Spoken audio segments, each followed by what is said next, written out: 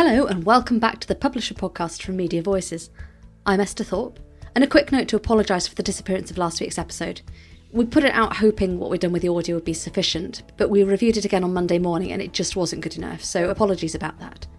You can still see a write-up from Peter about how Women's Running and BBC Country Files podcast build communities around podcasts over at voices.media.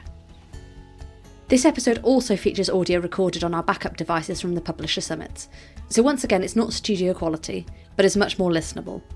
Thanks for bearing with us, and we'll be back to properly recorded guest interviews from September. Huge thanks to the sponsors of the Publisher App Summit, PugPig and Sino. You can find out more about them and how they help publishers take their apps to the next level at publishersummits.com. This episode features a session with Muj Ali, Group Product Manager of Acquisition, Retention and Apps at the Financial Times. He talks about where the app fits at the FT in terms of the subscriber funnel, how they've adapted what they publish to people's mobile browsing habits, and why the app is increasingly proving itself to be one of the FT's most vital retention tools. I've also written up the highlights from this episode in an article which will be live on our website and on the Publisher newsletter on Tuesday. You can sign up for that at voices.media. For now, I'll hand over to Muj.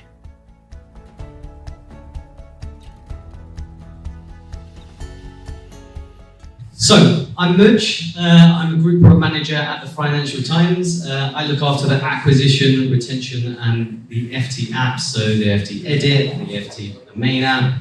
I've got 15 years experience in news, media and streaming, previously at companies such as DAZN, Barclays and Brave Bison as well. So I'm a bit of an app nerd as well. I used to go and queue up for mobile devices when the first Google phone came out and whatnot. So I've been in this space for quite a long time. So it's actually amazing to be able to work in this space as well for me. So what am I going to talk about today? There's 3 key topics that I want to really go over and talk about today. Firstly, how consumption has changed over the years when it comes to mobile apps.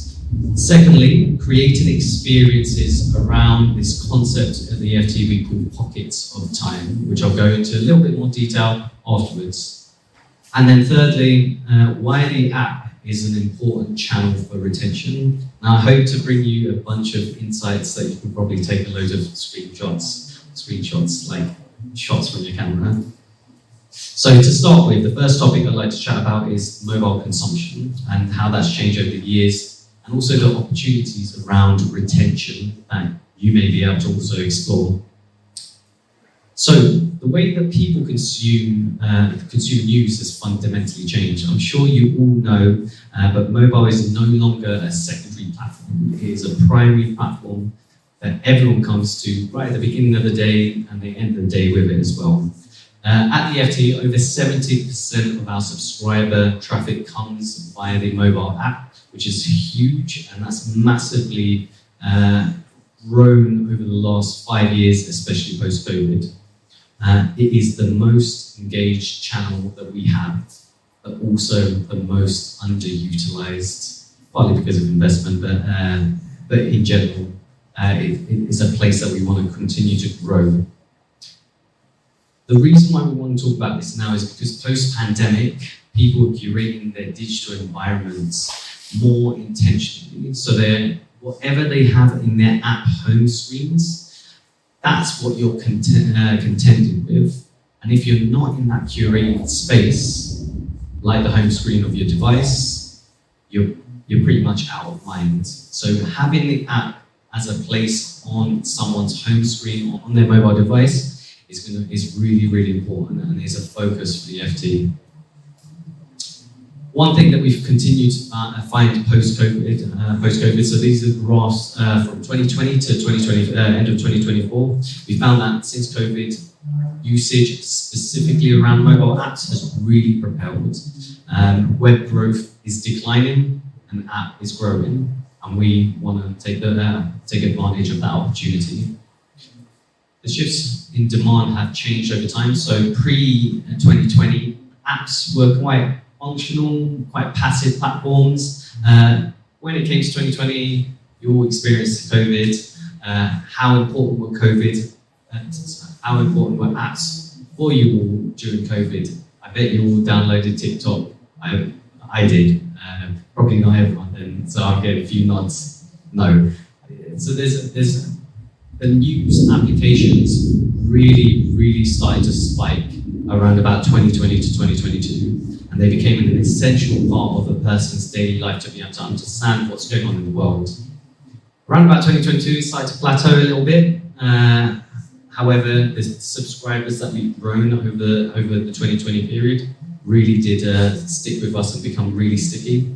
And over the last 2 years, really, we've seen a continuous growth curve upwards from doing not too much, but we're now seeing that, and we're now continuously investing in that space. There's a couple of publisher trends that we're seeing at the FT. So firstly, publishers plan to put resources into the different formats such as podcasts and audio, email newsletters, digital video formats. That's what we're hearing on the grapevine. I'm hearing a lot of that today as well. Publishers plan to pay more attention to networks that younger audiences or younger people are part of, with many noting that they want to put more effort into platforms like Instagram, YouTube, TikTok, and less on Facebook and Twitter. And that's what we're seeing in the industry as well. And publishers are starting to invest more into vertical storytelling video. And the third thing is publishers plan to tackle news avoidance as well. So recently we've introduced AI summaries that's really helped with that as well. So publishers are already getting ahead of the curve.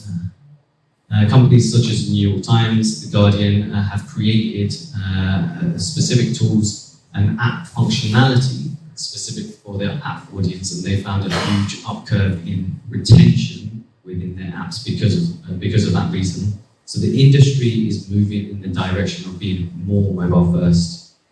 The opportunity is there to be seized, and we're really pushing for it from the FT perspective. And from the FT perspective, there's 3 real kind of circles that we're having to consider in order to create that star mobile app experience. Firstly, is our content industry leading? Can our brand really push us to be the best app that we can be in the app stores? The main thing really is, are there the deep mobile insights that we need to be able to make the decisions that we can to tackle those moments that customers come back to within the app, and ultimately leaving us with a greater retention.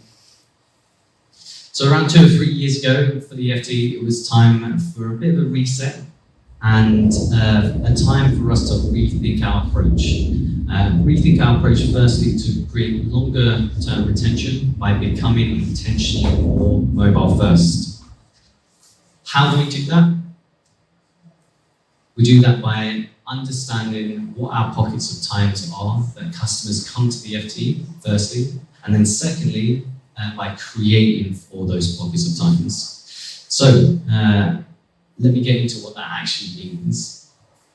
So the app sits across the whole B2C experience, all the way from consideration, all the way down to someone renewing, cancelling their subscription.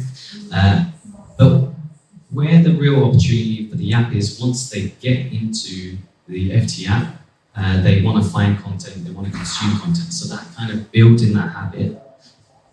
What we found is the average app session right now is around about 5 minutes. That's not to say that there are not longer periods of time where customers return to the FT app and they're spending 20, 30 minutes, an hour on the FT app, but there are lots of 1 minute sessions where our users are coming back to view the app, home screen, get a quick briefing, get a quick headline. So they're coming back for short bursts of opinions and knowledge and information that they want, and they're expecting immediate value right in that 1 minute to 5 minute window. What's been really interesting has been the curve of when mobile app habits happen. So on the screen right now is a bit of a diagram around looking at weekend and weekdays, and looking at app traffic, web desktop traffic, and mobile web traffic. What you can see across the weekday traffic is 6 to 7 a.m. is when we get the highest peak in our traffic for mobile apps. And then that starts to go down a little bit, and then starts to pick back up around about 7 to 8 p.m. These are the two highest points of where we target our mobile experiences at the FT. But there's also a continuation of usage across the weekend as well. You can see everything else drops at the weekend, but app stays relatively stable. And that's it's a really good insight for us at the FT, because it allowed us to understand when customers are coming back to us, so that we can figure out what do we want to do in those moments. But also, the app users are more frequent. Registered app users are 4 times more engaged when they are on the app than when they are not on the app. Subscribers visit the app homepage more frequently, so they come in 35% more on the web. And web traffic gets far more anonymous users than our mobile apps. But this is actually great for us to build the way of getting them to land within the web experience, getting them to subscribe, potentially cutting Apple's 30% cut and Google's 30% cut, and then ultimately getting them onto the mobile app to get more engaged. So what we see is web is a vehicle really for getting users to consider and be aware of the FT, and then ultimately subscribe. And app is a vehicle for the FT to engage and retain. So what I want to go into is the different needs and jobs to be done at those different moments. So we saw earlier the 6 to 7 a.m. slots, the 7 to 8 p.m. slots, and then the weekend slots. So going into morning needs, I want to talk a little bit about jobs to be done. By understanding the jobs to be done, you can start to figure out what things you might do to fill the need gap that a customer has. So morning needs are really around efficiency. I need the latest information. So as soon as I've woken up, I need the information that will help me set myself up for the day. And the app is really well placed for multitasking, such as when you're commuting, brushing your teeth, and other things. And it's also great for having a real quick skim of top stories to really set yourself up for the day. Then we've got access across the day. So one of the things that you'll see, you may have seen in that diagram where you see the dips and the peaks in traffic for mobile app usage, was that there was quite a few peaks throughout the day, not like massive peaks, but people were dipping in and dipping out. And understanding what those needs are was really important to us. In those moments, it was all about just being able to know what the latest content is telling us from the FT. Users typically have their phone throughout the day. They won't have their laptops, and it's really to feel kind of those quick activities, those quick moments of seeing a push notification, seeing a quick newsletter, seeing a quick headline to understand what the hell Trump's doing. And then the third job to be done is around evening and weekend needs. So this is around, I need a bit of a wrap up, I need to relax, I need to unwind, I need a bit of a break. And the FT, we found, is a place where people find a place to go to have a bit of downtime. We had a recent user survey last week where a user basically said, I came here to just spend some time scrolling the way that I would do on Instagram and Facebook.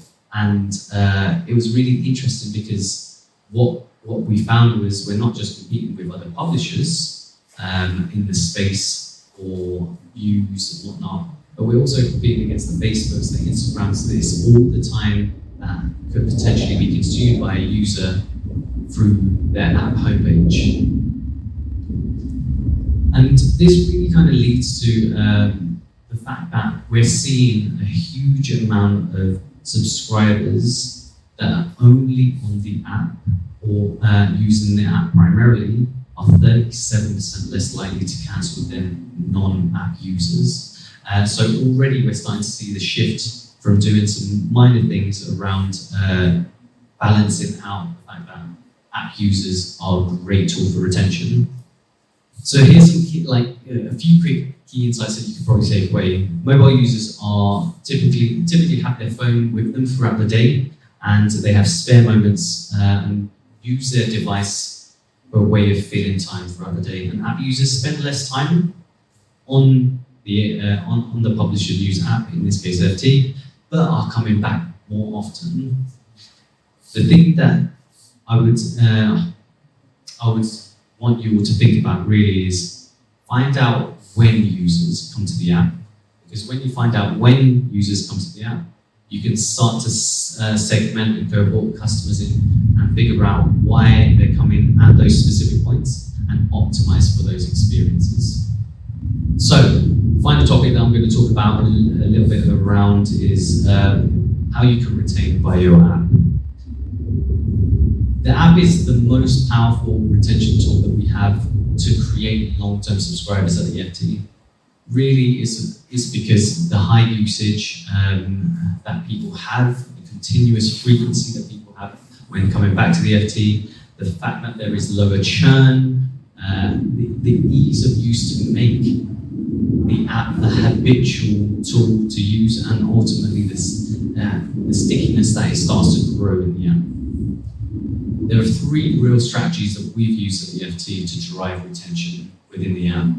Firstly is encourage and enable early app adoption. So encourage the early app adoption through really making it known within the first 7 days. Basically like saying, hey look, there's a mobile app, go download it. And making that really front and center through every channel that the customer can get access to. So that's email, through the mobile web traffic as well, where we've got a big banner saying go download the app now, in addition to sending push notifications as well. But then there's an element of around early adoption as well, making it super clear what the value proposition is, what you get access to within the app, but also introducing things like onboarding have really helped us to understand how we can activate customers to become more engaged within those first 7 to 30 days. There are also other elements around how easy do you make your content to be consumed by a mobile audience. Customers are coming in to firstly skim, so the level that they're coming in to read at is much higher in terms of the context they need, which is just a headline. If that's what they need, make that super easy for them. Give them the means to be able to pull that information very easily with the way that you present tiles and headers, the way that you're able to push that content via newsletters, briefings, and whatnot. The second thing is around building habits with push notifications and personalization. So use behavioral data to send timely and relevant notifications, and support the discovery of that by follow topics, briefings, and personalized bundles. So a key strategy of ours is really to double down in, as soon as customers get into the app, how are they finding the things that they would love to follow and following those things. That creates an immediate growth loop for customers to continuously come back to a thing that is actually valuable for these customers. The other thing is that we want people to build a habit on and off platform, not just the thing that I spoke about just now was on platform. One of the things that we have found at the FT is of those who use the FT as well as follow us on social media, they're 3.7 times more engaged. So we do a lot to promote social media traffic and trying to attract follows not just within the FT, but also off-platform on the likes of TikTok, YouTube, Instagram, so that they are not just consuming us as a service on the platform that we're developing, but also the platforms like social channels. And then lastly, deepen engagement with multimedia, the media that's made for mobile usage habits. So in this case, you've all probably heard this before around audio podcasts, offline reading as well, making sure we put a lot of effort into offline reading and offline capabilities, so that when you are on a plane, on a train, wherever you may be, where you might get intermittent internet connection, don't stop the user from being able to use your service, because that's one of the biggest gains of a mobile app, and having it on the go whenever and wherever you need it. The big thing that we've managed to introduce recently is audio listening over the last few years. One thing that we found is for all the people who are listening to audio, they listen to an average of 4.5 articles per day, encouraging our teams internally to really push audio features, functionalities, and really get that right at the forefront within the mobile app has been really, really important to engage customers more deeply. And the last thing that I want to really talk about is tapping in. What I spoke about just now was all around content, but what you need is the mechanism and functionality and the subscription ecosystem to be able to facilitate the slick access that you want to be able to give to your customers to access your content. So we've really doubled down on native in-app subscriptions with Apple and Google. What this has allowed us to do is get more frictionless billing.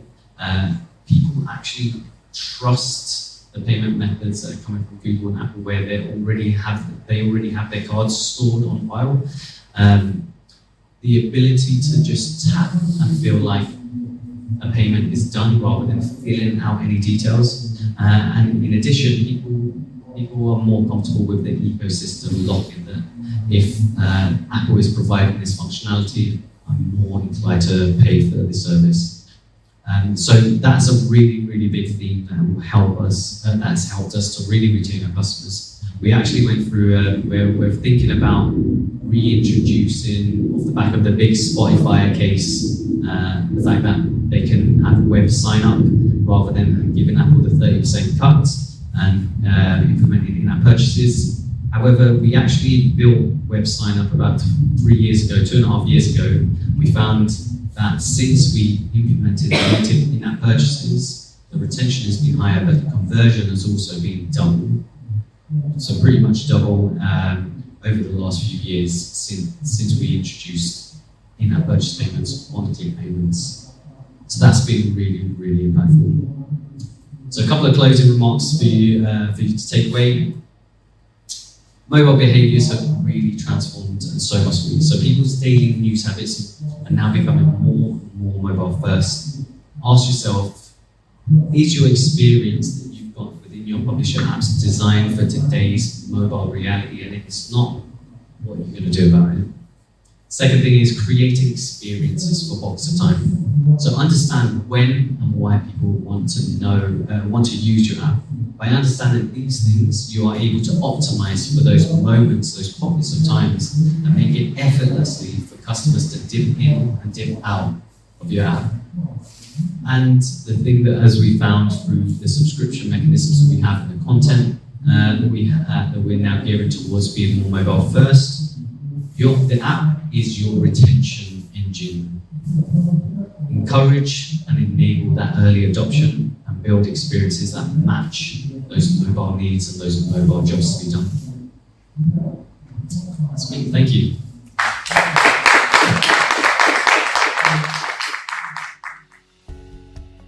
Thanks so much to Mujali for joining us on stage. We've written up the key learnings from these sessions, which will be live on our website this Tuesday and in our newsletter. You can find both at voices.media. And finally, thanks once again to the App Summit sponsors, PugPig, who are the leading mobile publishing platform powering 400 apps for over 150 publishers globally, and Sino, a global leader in data solutions and market research. We'll be back next week with another session from the Publisher Summit. But until then, goodbye.